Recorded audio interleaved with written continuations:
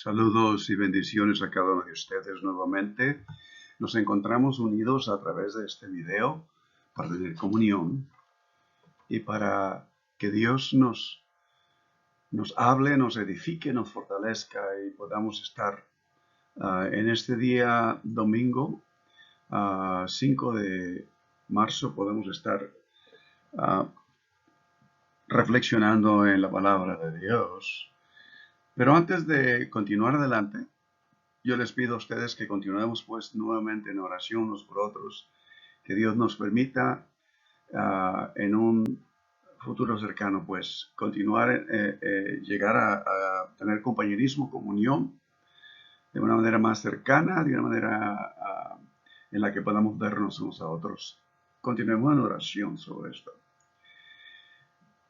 Si ustedes tienen la escritura con ustedes, les voy a pedir que vayamos a Colosenses capítulo 1, porque el tema de hoy se trata de que tengamos nosotros el conocimiento de la voluntad de Dios, la sabiduría de la palabra de Dios, la inteligencia espiritual que solamente en la guía de su Santo Espíritu Dios nos puede dar. Pero antes de leer la Escritura, yo les pido a ustedes que me permitan decirles a ustedes que, como algunos de ustedes saben que hemos estado juntos en el ministerio. Allá en el año del 1970, en el verano de 1970, en la ciudad de Tecate, Baja California, ahí fui a la reunión, al retiro de jóvenes de la iglesia Nazareno. Ahí Dios tuvo en su misericordia traerme a Cristo. Ahí entregué toda mi vida a Cristo en una noche. Y la siguiente fui llamado al ministerio. Una noche fui, como dice la escritura en las cartas del apóstol Pablo, el amor de Cristo nos constriñe.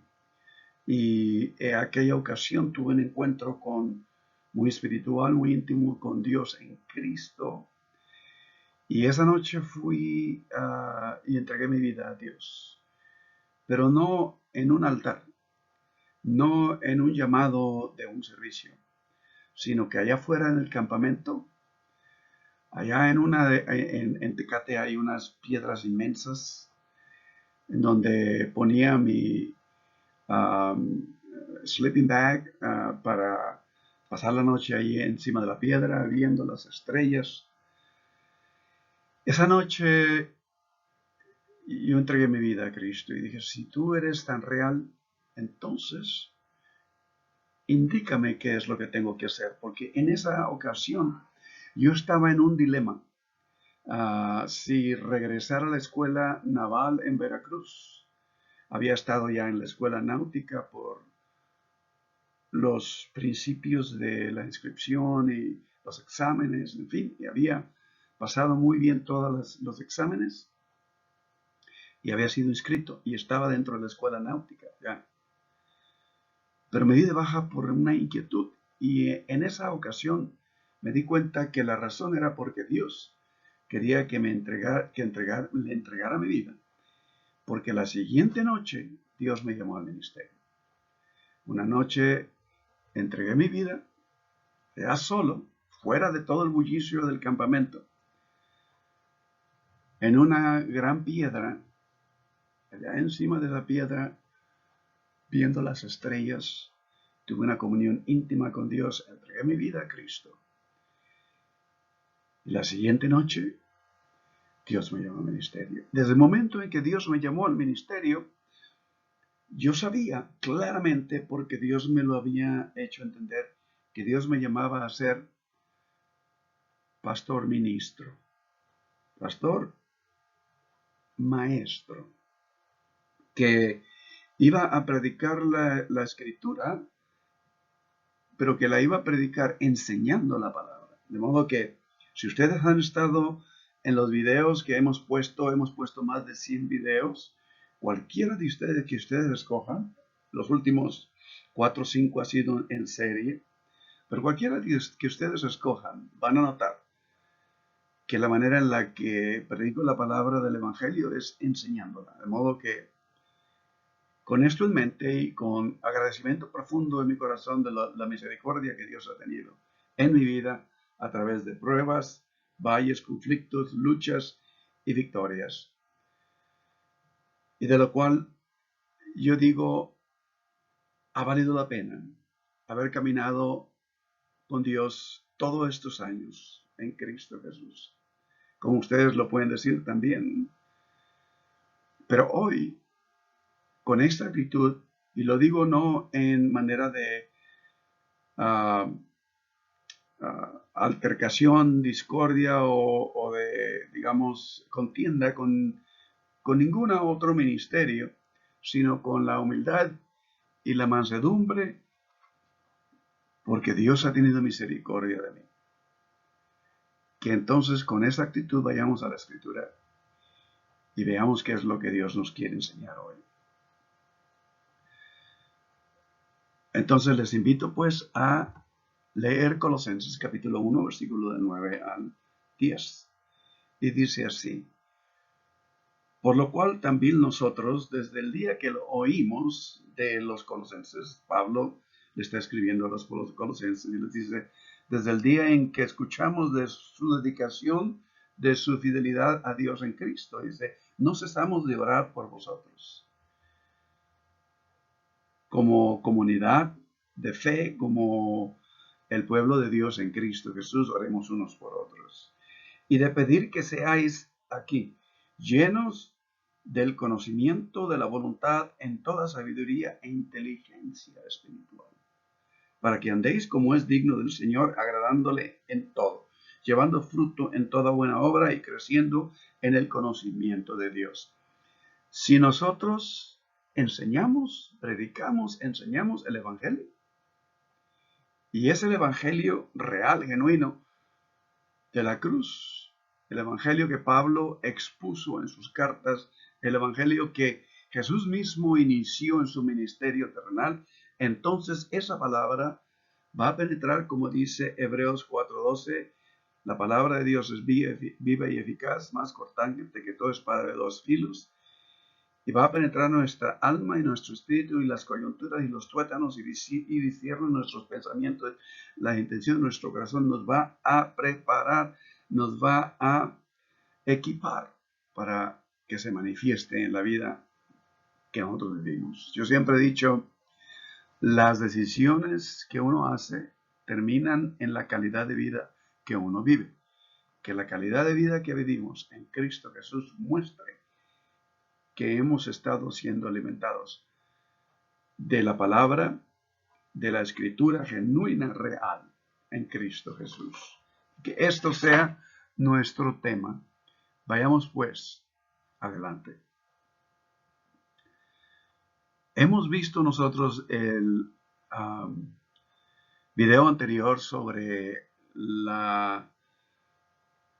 los principios, los inicios de la comunidad cristiana en el primer siglo, después de la ascensión.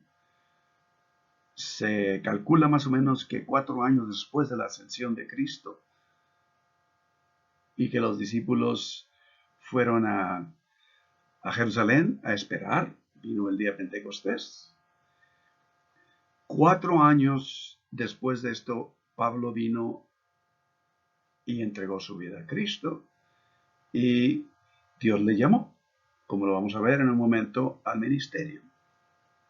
Por lo tanto, escudriñemos, si ustedes van conmigo a Gálatas capítulo 2, ahí se quedan, yo les voy a indicar Gálatas capítulo 2, lo hemos visto anteriormente, los primeros conflictos que se toman lugar en la mesa del banquete grecorromano, en donde se reunían todos los miembros de la iglesia en sus principios.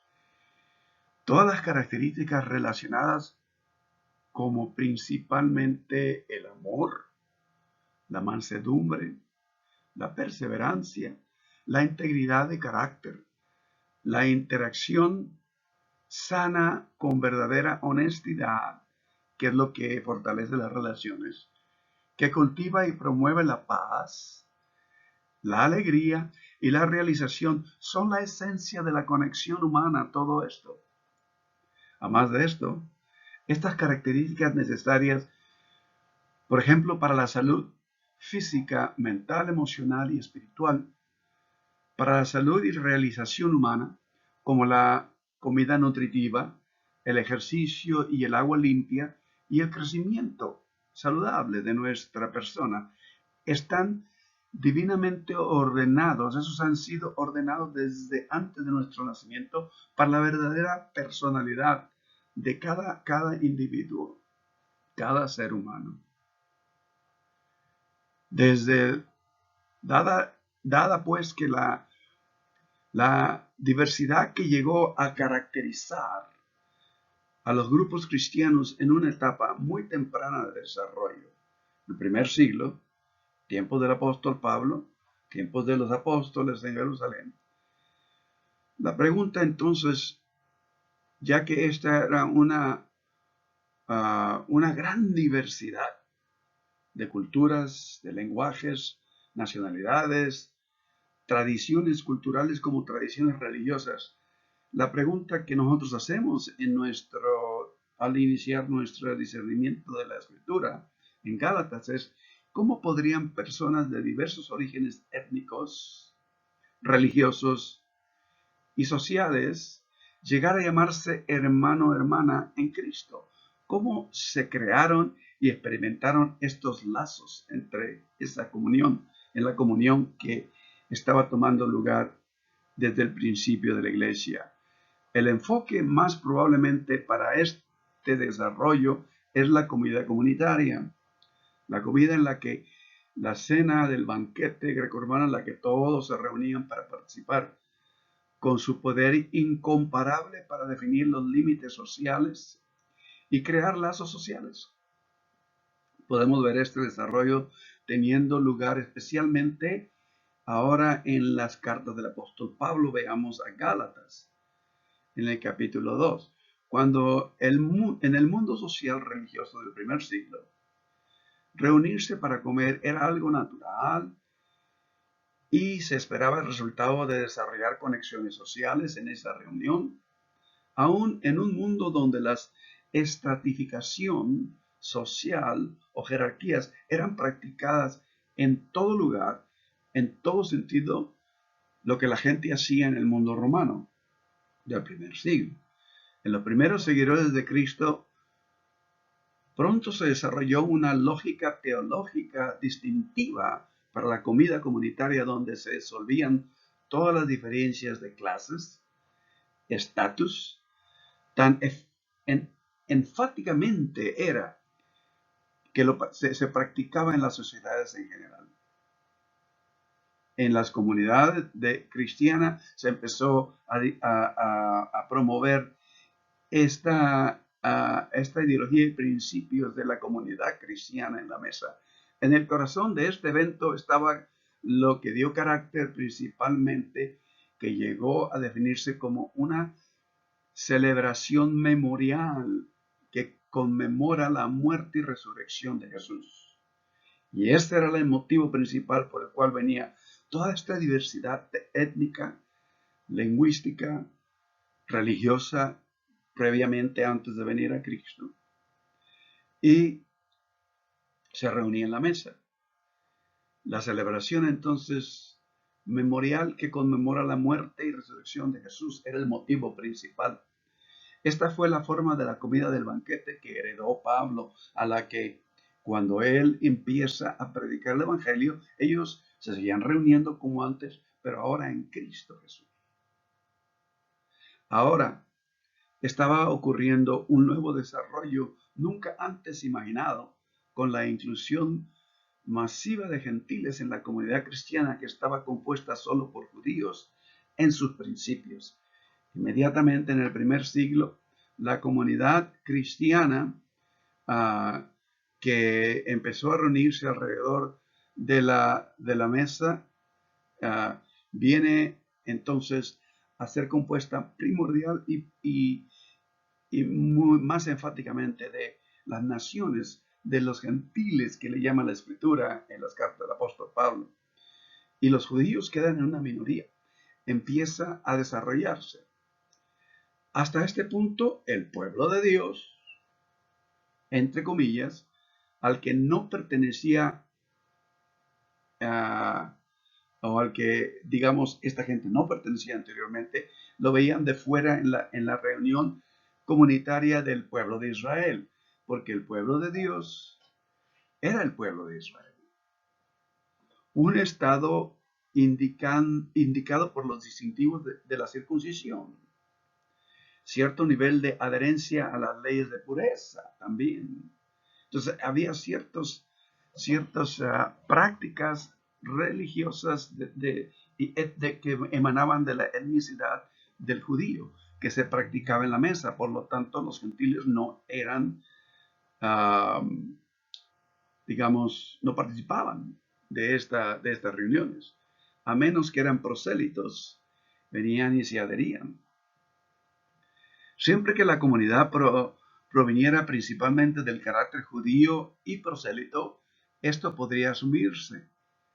Pero cuando los gentiles, las naciones, comenzaron a reclamar ser miembros de la comunidad como gentiles no judíos, algo nuevo estaba sucediendo cuando ellos empezaron a proclamar en Cristo que ellos eran parte del pueblo de Dios. ¿Cómo podrían los no judíos o los gentiles hacer tales afirmaciones? Y aún más importante, ¿cómo es posible que hayan llegado a creer que eran parte del pueblo de Dios como gentiles sin la circuncisión ni distintiva del pueblo muy judío? Es la participación en el banquete de Cristo que proporcionó el catalizador para este desarrollo. Primero, es la comida que creó un sentido de pertenencia, de vínculo social con la comunidad, por su principal carácter de unidad como celebración de la muerte y resurrección de Jesús de Nazaret, el Cristo. Aún más, cuando esto sucedió en el contexto en el que no se practicaban las leyes dietéticas en estas comunidades, entonces era más claro, siendo una gran mayoría los gentiles de las naciones, que estas tradiciones judías se habían incorporado a la comunidad, que en mayoría ahora empezaba a ser, como antes, como lo he mencionado, predominantemente gentiles. Por esta razón, así, la comida del banquete proporcionó la ocasión y la ideología para un movimiento verdaderamente radical en la historia cristiana, que toma lugar en sus principios. Y fue Pablo quien lo anotó y le dio un marco teológico. Al hacerlo, se basó en los ricos recursos de las enseñanzas y las prácticas ministeriales de Jesús de Nazaret en su ministerio terrenal. Porque Jesús, cuando él iba invitado a un lugar, le seguía un buen grupo de personas y entre ellos había gentiles, había publicanos y los saduceos y los fariseos consideraban pecadores. Y por esa razón, ellos no eran muy aceptos a las reuniones en las que Jesús se encontraba alrededor de la mesa, porque siempre decía, come con los pecadores. Ustedes recordarán en el Evangelio. Pero más que esto, el apóstol Pablo también extrae de la riqueza de su revelación de Jesucristo en su llamado a ser un apóstol de Jesús el Cristo. Vean ustedes el llamado de Pablo que se encuentra en Gálatas capítulo 1 en los siguientes versículos 11, 15 y 12. Si ustedes ven, Gálatas capítulo 1, mas os hago saber, hermanos, que el evangelio anunciado por mí, dice Pablo, no es según hombre, pues yo ni lo recibí ni lo aprendí del hombre alguno, sino por revelación de Jesucristo. Inclusive en la misma epístola de Gálatas capítulo 1 dice, cuando yo fui a los de la circuncisión, cuando Pablo habla, habiendo sido un fariseo, un perito excelente, celoso de sus tradiciones judías, y haber perseguido a la iglesia en un tiempo, ahora como apóstol de Jesucristo. Dice que su evangelio, su entendimiento de quién era Jesús, el Cristo, el Mesías, porque Cristo es Mesías, Cristo es ungido.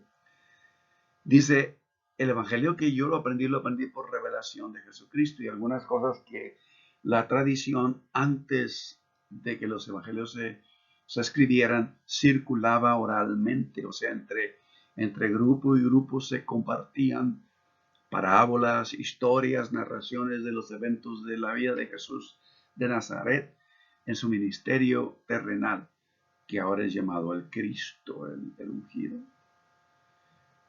Y luego el apóstol Pablo dice, porque cuando agradó a Dios, que me apartó desde el vientre de mi madre, me llamó por su gracia.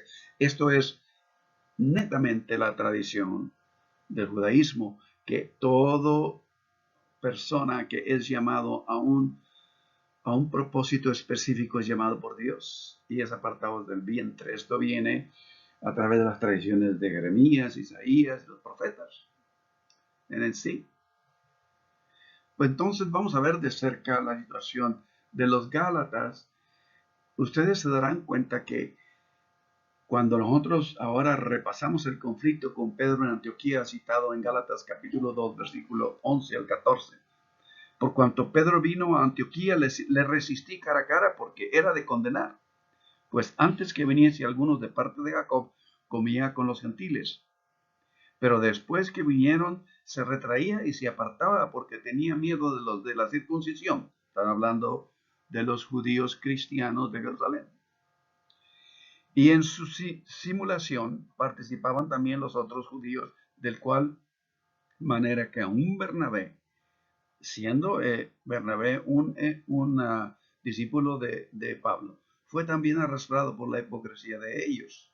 Le llama hipocresía el apóstol Pablo a esas acciones. Pero cuando vi que no andaban rectamente conforme a la verdad del evangelio, dije a Pedro delante de todos, si tú siendo judío vives como los gentiles y no como judíos, ¿por qué obligas a los gentiles a judaizar? Vamos a ver esto detenidamente. La realidad está en que primero, recordemos que este incidente en Antioquía es paralelo a los conflictos en Galacia, y la razón por la cual Pablo escribe esta epístola y lo incluye en la epístola de los Gálatas es porque esto cita incidentes con Pedro en Antioquía que ahora estaban sucediendo en los hermanos en Galacia.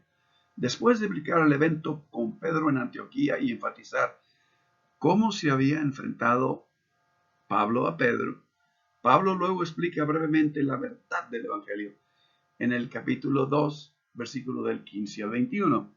Nosotros judíos de nacimiento y no pecadores de entre los gentiles, versículo 15, versículo 16, sabiendo que el hombre no es justificado por las obras de la ley, sino por la fe de Jesucristo. Nosotros también hemos creído en Jesucristo para ser justificados por la fe de Cristo y no por las obras de la ley, por cuanto por las obras de la ley nadie será justificado. Esto parece muy crítico y muy rechazante inclusive, pero vamos a entenderlo. Versículo 17, y si buscando ser justificado en Cristo también nosotros hemos hallado pecadores. ¿Es por eso Cristo ministro del pecado? En ninguna manera.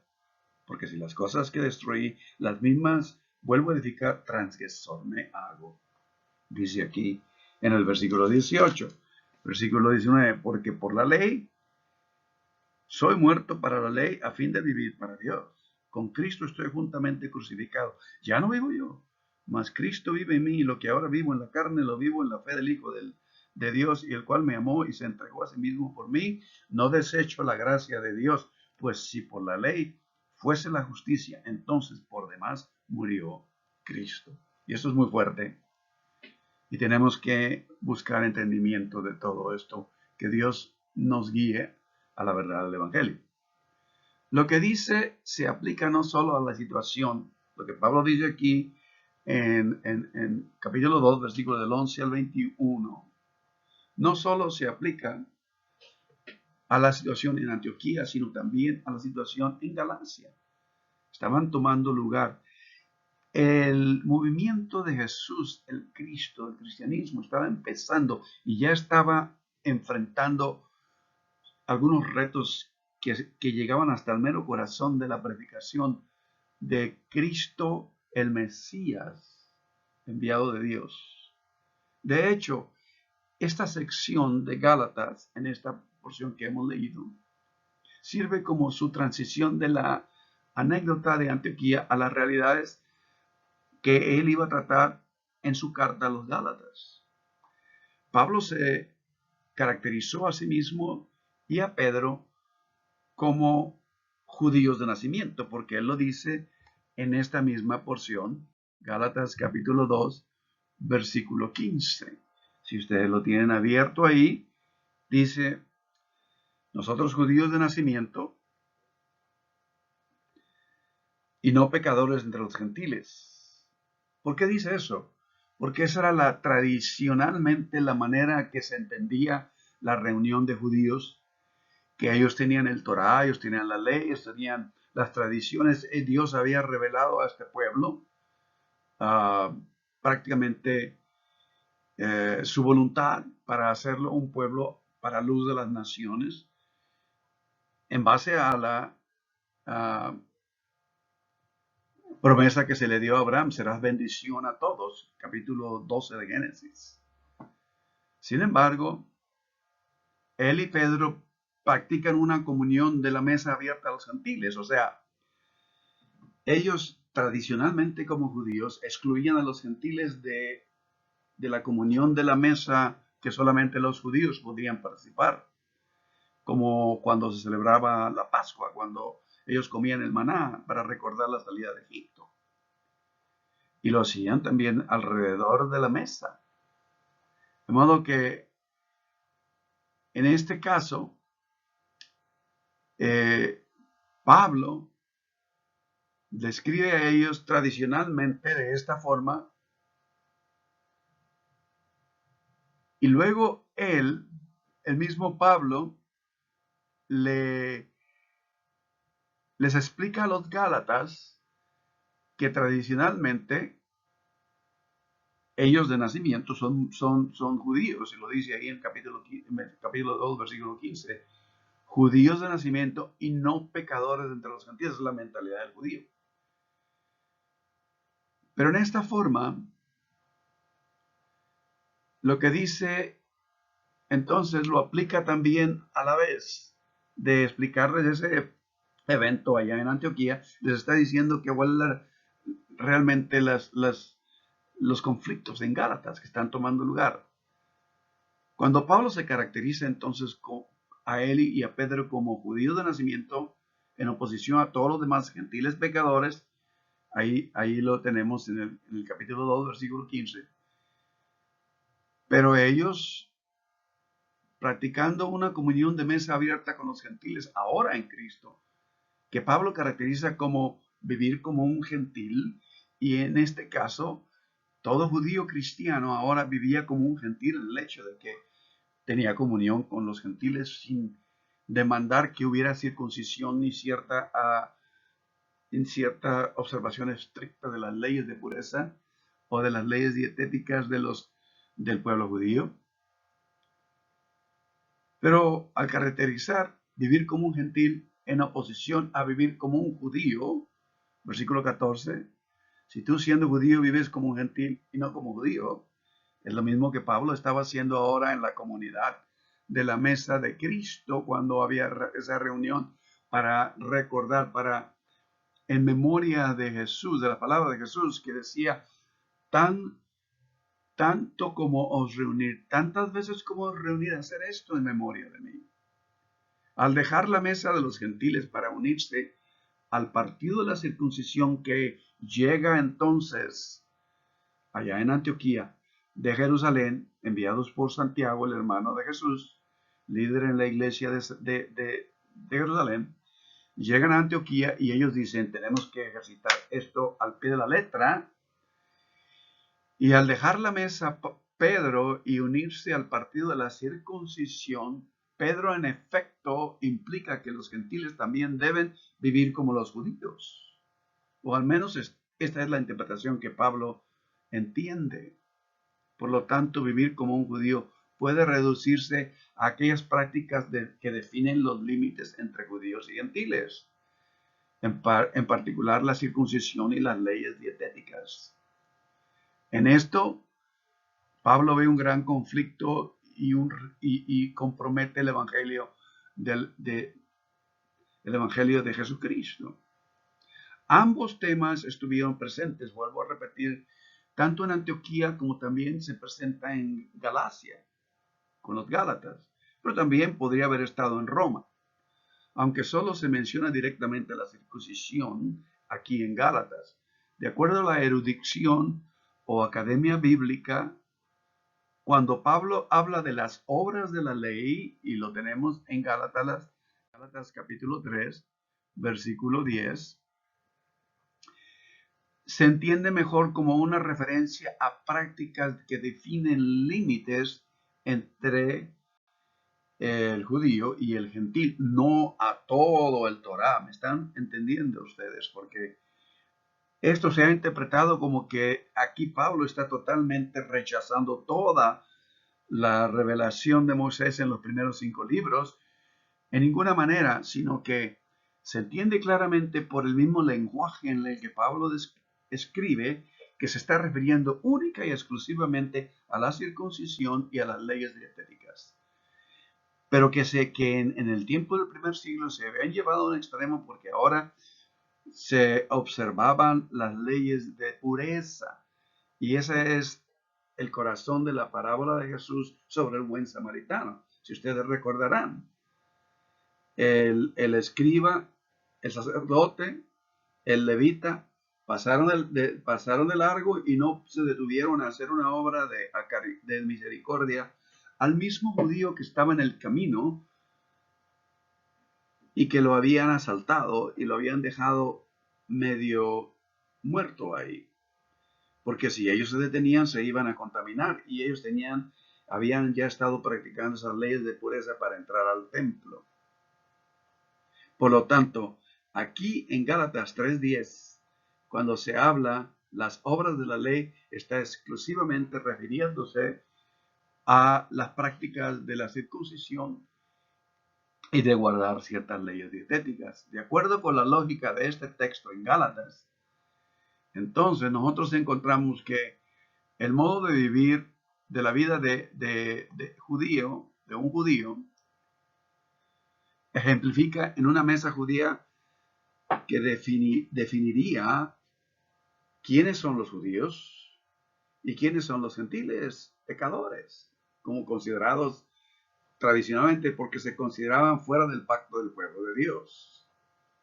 En consecuencia, entonces, cuando Pedro deja la mesa de los gentiles, está ahí en Gálatas 2, en Antioquía, para unirse a la mesa de los judíos, en efecto estaba identificando la mesa de la comunidad gentil como una mesa de pecadores.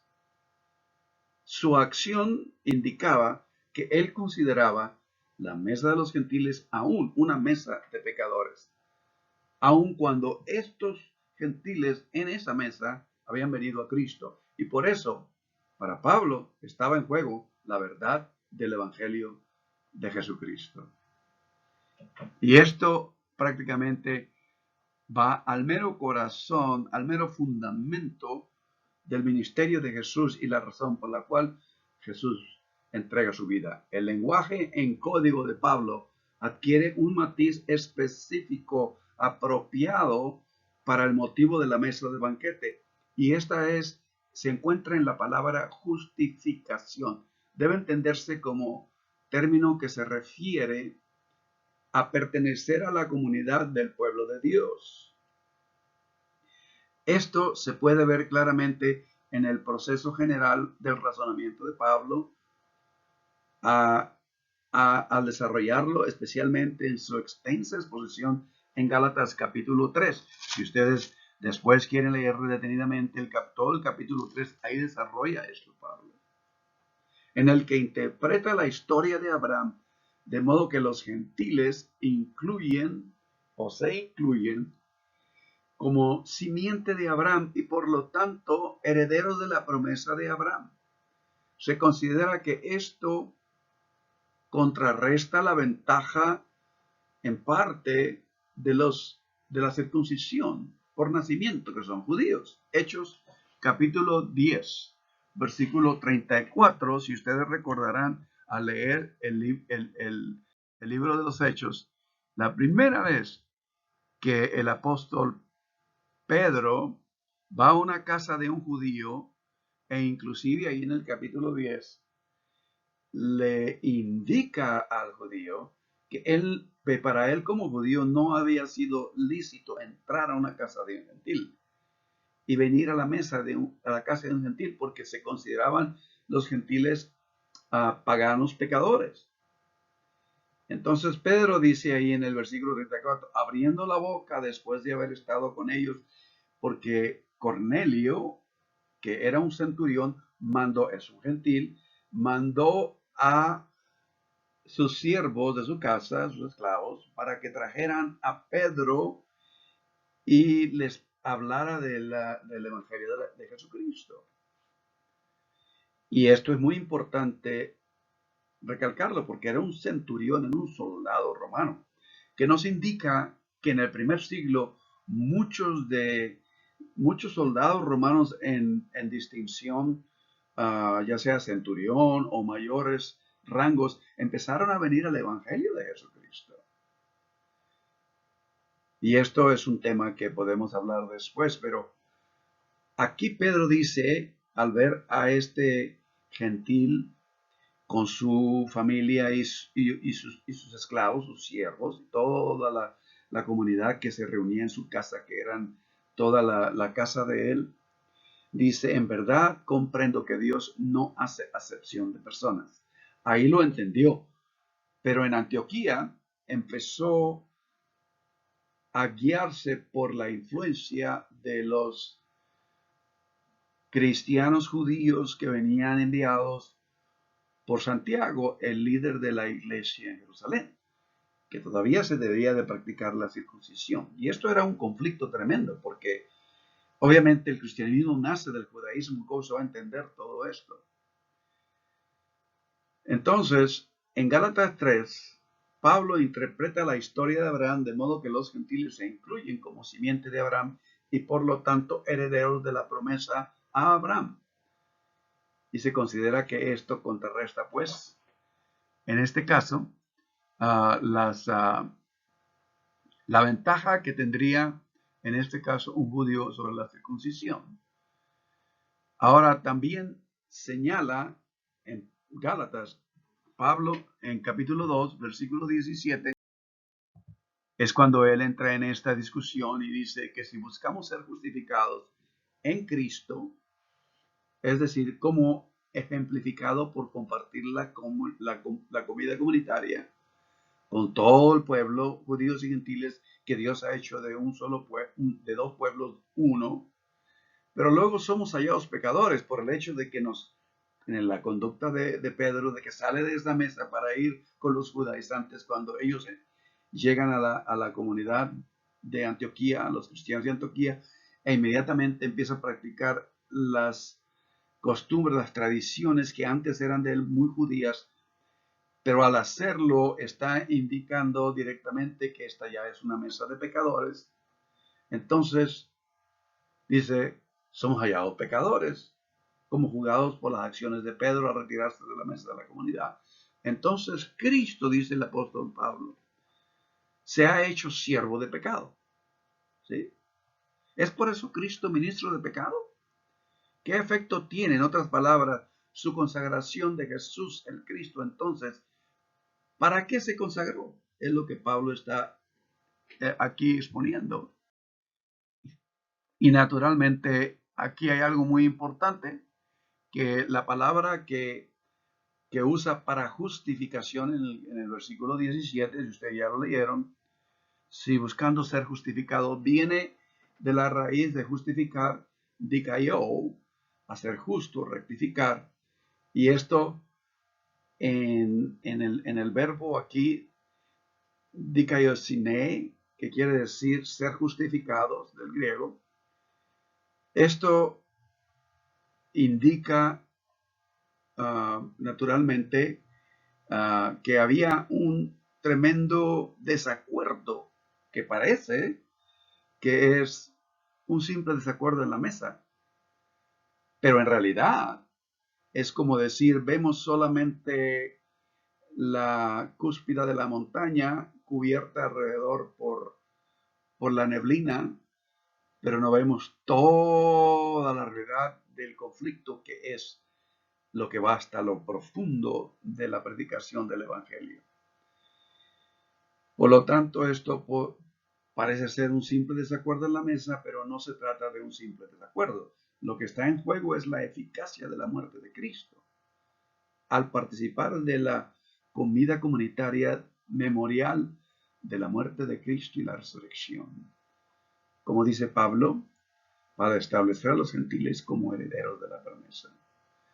La pregunta esencial, entonces, planteada en este pasaje en Gálatas, o una de las preguntas, si acaso, es ¿quién arregla las cosas entonces? ¿Cómo se arreglan estas cosas y esos conflictos?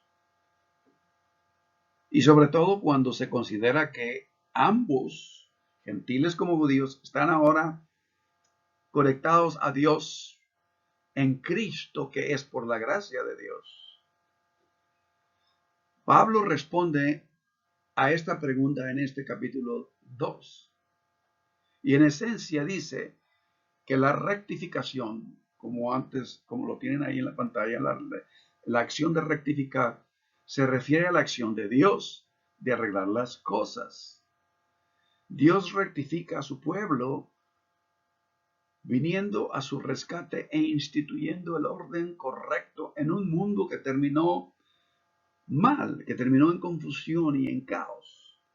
El sustantivo de dekaiosine, como lo ven ustedes en la palabra abajo, ser justificado, del versículo 16, ahí está. Generalmente traducido como justicia, está estrechamente relacionado con la idea de la fidelidad del pacto de Dios. Decayó, justificar. Y esto está relacionado a la idea de la acción de Dios de pacto que Dios ha hecho con el ser humano. Aquellos que son rectificados son reclamados por la gracia de Dios como pertenecientes al pueblo de Dios. Por lo tanto, la justicia, o sea, el estado de ser rectificados, justificados, es virtualmente equivalente a la membresía del pacto. Esto es lo que hace a este pueblo pertenecer al pacto de Dios. Por lo tanto, la rectificación es obra de Dios de principio a fin. Solo Dios puede arreglar las cosas. Y Dios ha elegido hacerlo a través de la muerte de Jesús, en lugar de hacerlo a través de las tradiciones de la ley, como la circuncisión y las obras dietéticas. Una de las implicaciones transformadoras del mundo de este pasaje es que la ley, o lo que sea, las tradiciones específicas de la práctica judía de la ley, ya no define ni limita los límites de la gracia de Dios. Y esto es revolucionario. Pablo protesta que la mayoría de sus contemporáneos judíos cristianos no entendieron la lógica de su propia confesión que ahora hacen en Cristo, todo judío cristiano. Y esto lo explica nuevamente en el capítulo 2 de Gálatas, versículos 15 y 16. Nosotros judíos de nacimiento y no pecadores de entre los gentiles, sabiendo que el hombre no es justificado por las obras de la ley, ahora que hemos venido a Cristo, sino por la fe de Jesucristo, porque hemos creído en Cristo Jesús, el Mesías, que ahora nos trae a todo ser humano como un solo pueblo. Nosotros también hemos creído en Jesucristo para ser justificados por la fe de Cristo y no por las obras de la ley, por cuanto por las obras de la ley nadie es justificado. En otras palabras, Y en esta porción, Pablo dice que los judíos cristianos no entendieron la lógica, vuelvo a repetir, de su propia confesión sobre la rectificación a través de Cristo. Y por lo tanto buscaron inapropiadamente vigilar los límites de la comunidad del pacto, a cerciorarse que las cosas iban a terminar bien de acuerdo a sus tradiciones. Una vez que entendemos que la rectificación es obra de Dios, no nuestra, le siguen consecuencias importantes a esto. En primer lugar, esta verdad nos libera de todo temor y ansiedad, como en el caso de los judaizantes que venían de Jerusalén a Antioquía y ahora en Gálatas. Como Pablo escribe en otra parte, por ejemplo, en la epístola de los Romanos, dice ahí, es Dios quien justifica. ¿Quién nos juzga? Dios es quien justifica. ¿Quién ha de condenar? Cristo es el que murió, más aún el que también resucitó, el que además está a la diestra de Dios, el que también intercede por nosotros, dice Pablo. Darnos cuenta que la rectificación no puede ser un logro humano nos libera para confiar plenamente en la ilimitada gracia de Dios, revelada en la muerte de Cristo por nosotros. Podemos dejar ir nuestra ansiedad de hacer que las cosas salgan bien, nuestra ansiosa necesidad de asegurar la pureza de la iglesia. Y esto es algo que es evidente. No hay todavía en nuestros días una iglesia que verdaderamente revele la plenitud de lo que es el Evangelio de Cristo en la práctica diaria de cada uno de los miembros. Porque sabemos que todavía Dios tiene mucho que hacer en todos nosotros. Yo recuerdo en mis visitas, en mis primeros días de ministerio allá en los 70s, que había una hermanita muy querida en la que teníamos mucha confianza en nuestra conversación y me decía muy insistente, y hasta muchas veces hasta me lo dijo en casi en una manera humorística, me dice, pastor, yo no puedo, yo no sé, yo no puedo estar en una iglesia por mucho tiempo porque siempre hay algo que la iglesia me muestra que me desanima, me, me, me quitan los ánimos, me es piedra de tropiezo, dice. Yo no puedo absolutamente, no he encontrado la iglesia que es exactamente el lugar donde yo puedo crecer plenamente. Y me acuerdo de mi respuesta, decía, no, si usted algún día encuentra la iglesia perfecta, por favor, en broma se lo estaba diciendo, no se meta a ella, porque la va a echar a perder. Por lo tanto, en broma y en manera de humorística, nosotros estábamos realizando, entendiendo naturalmente que no hay ningún lugar donde la iglesia es totalmente redimida, porque Dios aún todavía está haciendo su obra. Pero hay aquí una gran advertencia de parte del apóstol Pablo. Ahora, otra consecuencia importante de la enseñanza de Pablo es, si ustedes detenidamente se dan cuenta de estos versículos, es que la justicia entendida como rectificación, versículo 17, y si buscamos ser justificados en Cristo, ¿verdad? Que la justicia como justificación nunca es una posición presente, y eso es lo que he estado hablando, porque el veredicto final de Dios está en el futuro aún. Dios aún no ha arreglado todas las cosas. Por eso Pablo dice en Gálatas capítulo 5, versículo 5, una frase muy enfática que él presenta en Gálatas. Pues nosotros por el Espíritu guardamos por fe la esperanza de la justicia. O sea, en otras palabras, es que Pablo nos dice que estamos esperando, confiando, aguardando la plenitud de lo que Dios va a hacer, la esperanza de la justicia. Y quiere decir, la esperanza y la justicia, la obra justa de Dios en poner todo en su lugar correcto. Por eso es que nosotros tenemos otras citas como, digamos, Hebreos 12. Corramos la carrera con paciencia, poniendo los ojos en Cristo Jesús, el autor y consumador de nuestra fe. Perseveremos unos en otros en oración, estimulémonos unos a otros, Hebreos 10, al amor y a las buenas obras. ¿Sí? Cuando reconocemos entonces que la rectificación es obra de Dios, no encontraremos, ninguno de nosotros nos encontraremos mirando hacia el futuro para que Dios cumpla su promesa. En esto estamos perseverando. Vuelvo a repetir, cuando reconocemos que la rectificación es obra de Dios, nos encontramos esperando, confiando, y la esperanza es vital. Capítulo 13 de Primera de Corintios, ahora permanecen la esperanza, la fe, la esperanza y el amor. La fe, porque eso es inicialmente como hemos creído, venir a Cristo para ser fieles en el ejemplo de Jesús, el Cristo. La esperanza, aguardamos aún el futuro de lo que Dios va a revelar. Y el amor, que es el fundamento de todo lo que nos une. Es la dinámica, es la energía, es el poder que Dios derrama de su presencia, de su carácter, y principalmente que ha revelado en Cristo Jesús.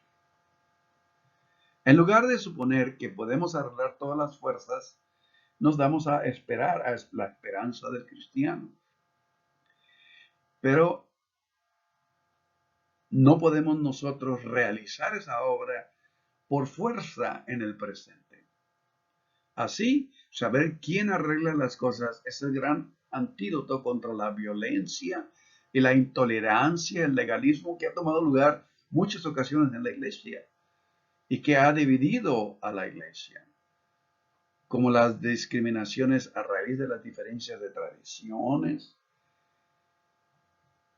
que ha hecho grupos que se separan, como en el caso de lo que estamos viendo ahorita en Gálatas capítulo 2, los judaizantes que vienen de Jerusalén a imponer ciertas tradiciones judías a estos hermanos que ya han hecho, han sido justificados, rectificados y traídos a participar en la mesa de la memoria de Jesucristo en su muerte y en su resurrección, siendo pueblo de Dios.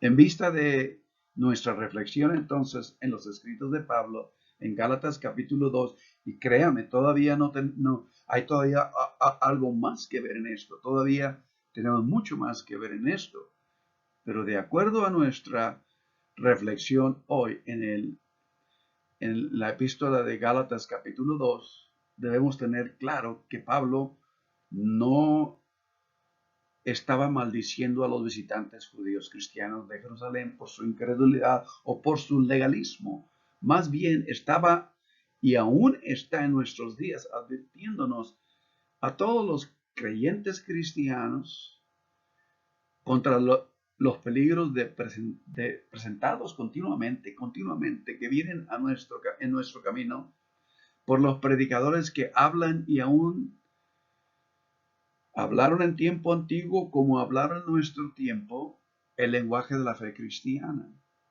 Así como los judaizantes que visitaban la iglesia de Galacia o Antioquía y no se pensaban ser opositores a Dios, ellos mismos, porque ellos mismos eran cristianos, judío cristiano.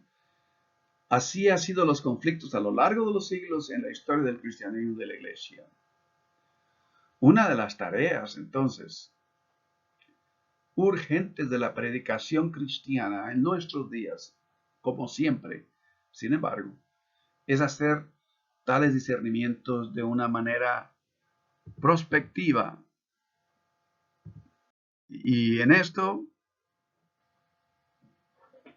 para identificar formas en las que la iglesia ahora está en peligro de ser desviada por perturbadores persuasivos que han vuelto a empaquetar el evangelio y lo han asimilado erróneamente a las normas culturales de nuestra presente era. Gocémonos de Romanos capítulo 12.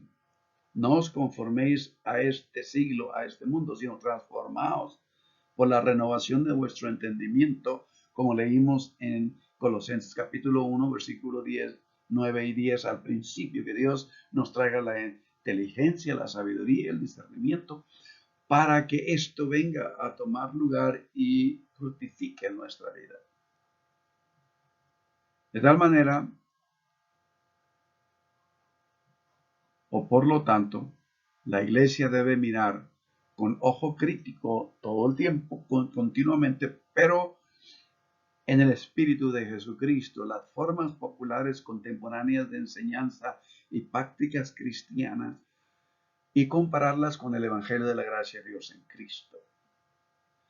Y al mismo tiempo debemos estar seguros de que es realmente el Evangelio el que proporciona el estándar para la evaluación crítica. Es verdaderamente la palabra que Dios nos ha dado en el Evangelio de Jesucristo. Y esto con mucho énfasis, hermanos y hermanas, porque algunos cristianos, lo hemos visto, lo hemos experimentado, toman el rechazo de Pablo en el capítulo 2 de Gálatas sobre los judaizantes contra las falsas enseñanzas que Pablo estaba refutando a Pedro, que eso ponía en riesgo la palabra del Evangelio. Pero ellos parecen justificar sus juicios severos contra cualquier idea que ellos desaprueban, cayendo en el legalismo y condenación de sus mismos hermanos y hermanas, aún dentro de la iglesia, aún en las comunidades de otras congregaciones. Que Dios nos libre de estos legalismos. Pero la manera en la que pienso yo que Dios nos ha librado ya es en mostrarnos en Gálatas 2 que sí tenemos que ser celosos de la palabra del Evangelio, pero también tenemos que ser sabios, discernientes de que es Dios el que nos da la instrucción. Y yo digo siempre a los hermanos, a todos ustedes que han estado en el ministerio aquí en la Iglesia Cristiana de Discípulos de Cristo en Oklahoma, siempre lo he dicho, cuando escuchamos la palabra del Evangelio e impacta nuestra vida y vemos que a través de los días está cambiando nuestra manera de vivir, está verdaderamente haciéndonos unas personas diferentes y que está bendiciendo a otros como nos bendice a nosotros.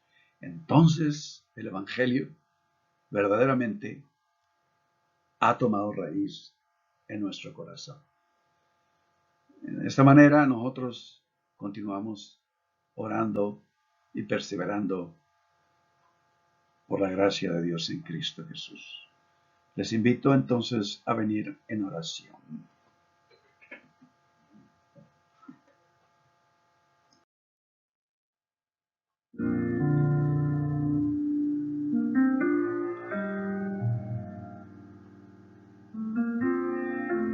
Oremos juntos.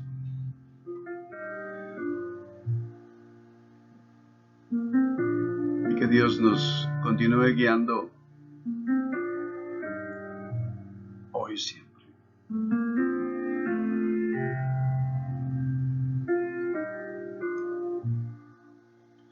Eterno Dios, venimos a ti, oh Señor,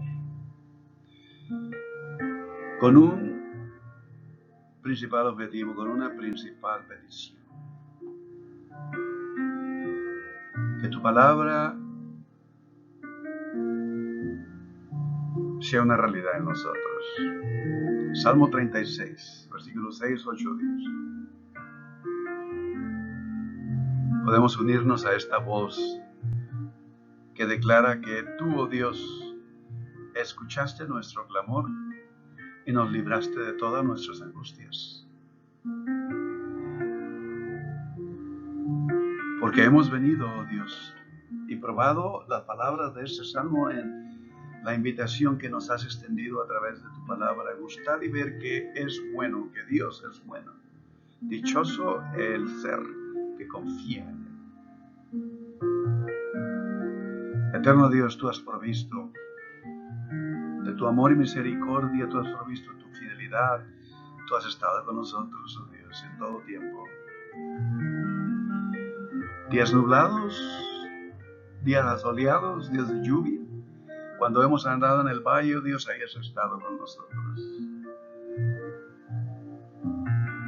Te damos gracias, oh Dios, en verdad. Pedimos que te muestres, oh Dios, que nos envíes nuevamente, nos exhortes con tu palabra, porque es eficaz.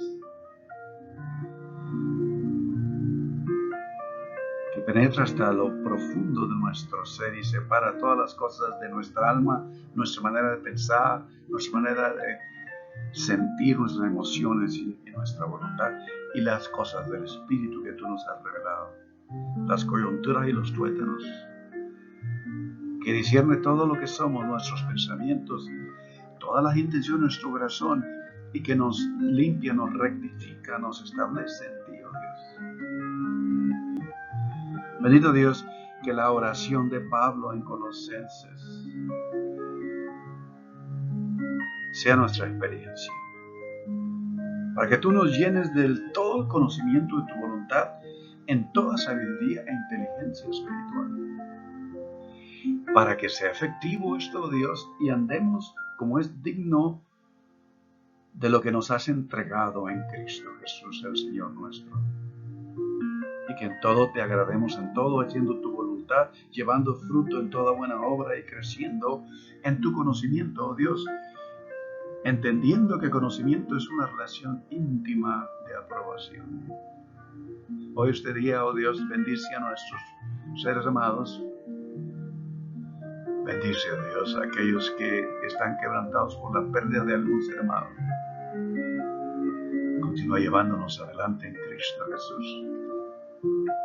Y tu nombre sea glorificado hoy y siempre. Amén, oh Dios.